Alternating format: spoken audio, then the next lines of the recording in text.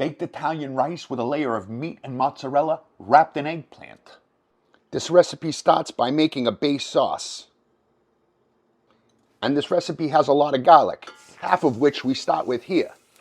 A little peperoncino, get that garlic golden brown, then add the shallots. That's just half the garlic and shallots in this recipe. We're going to use a lot of tomato paste here too. Half now, half later.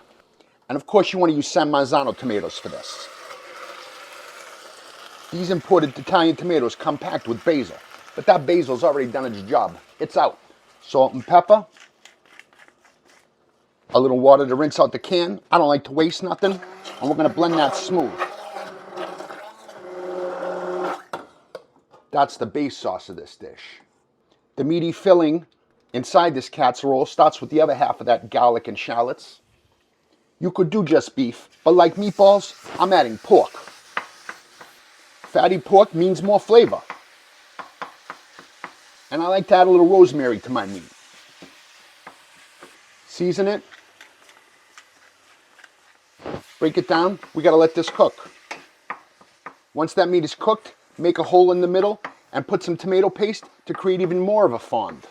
It's all about building flavors. We take time to build those flavors and then we extract them. In this case, with red wine. A scoop of that sauce, and once that wine cooks off, we've got our filling. This is Italian baked rice.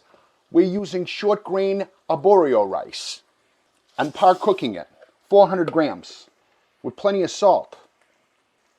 No need to rinse it. We're par cooking it for 10 minutes and then draining it.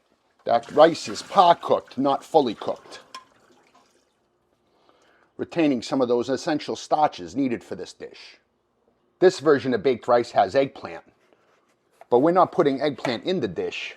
We're putting eggplant around the dish and slicing thin pieces of eggplant, like that. We're going to fry this eggplant. And use seasoned flour, heavily seasoned. It's always flour and egg.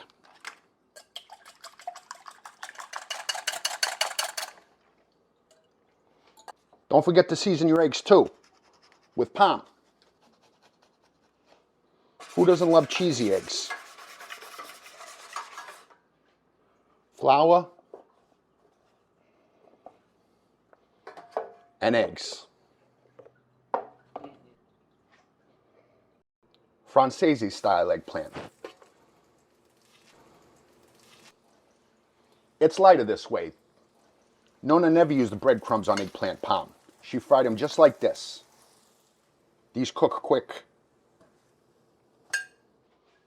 Risotto al forno. Rice, frozen peas. You gotta have peas. And two kinds of cheese. Pecorino Romano, a lot of Pecorino Romano, and Parmigiano Reggiano. You gotta have Parm, vitamin P, Pecorino, and Parmigiano Reggiano. This is a rice casserole.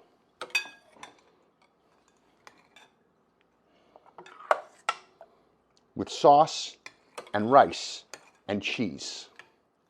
Mix that all together. This is going to be real good. We're not making eggplant part of the dish. We're making it the outside of the dish. The eggplant is the dish. Add some of the rice to the bottom.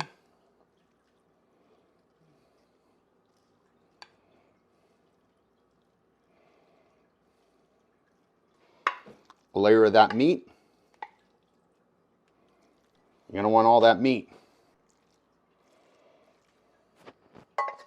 Fresh parsley and basil. And this needs another layer of cheese. This time, mozzarella. Fresh mozzarella. Now top it off with more of that rice.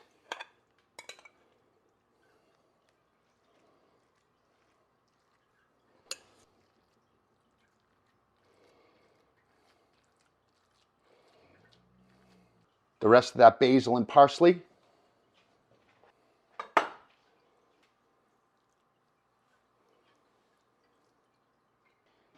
If you got any eggplant left, put that on top.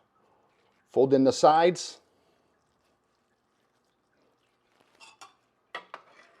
That's getting topped with more sauce.